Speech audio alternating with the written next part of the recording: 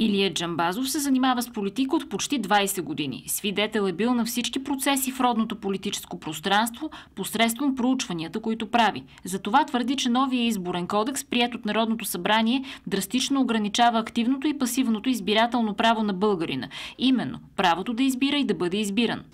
Този кодекс по принцип ограничава правата на гражданите, стеснява демокрацията в България, в което в крайна сметка е удар върху гражданското общество и пореден опит за централизация на властта в България.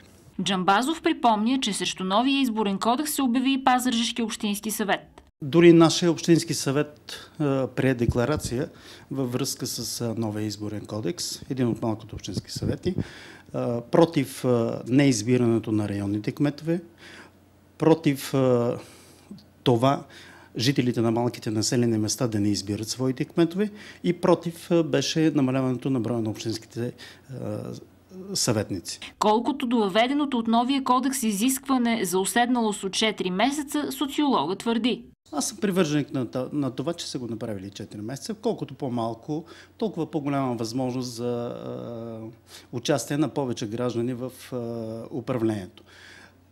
Сега, въпросът с това, че се прави изборен туризъм и така нататък, мисля, че има и много други механизми, по които могат да спрат този изборен механизъм. Примерно, плащало ли се лицето данъци? Има ли реалното там имот? Или фиктивно се води на някакви такива жилища, в които живеят по 50-100 души и така нататък.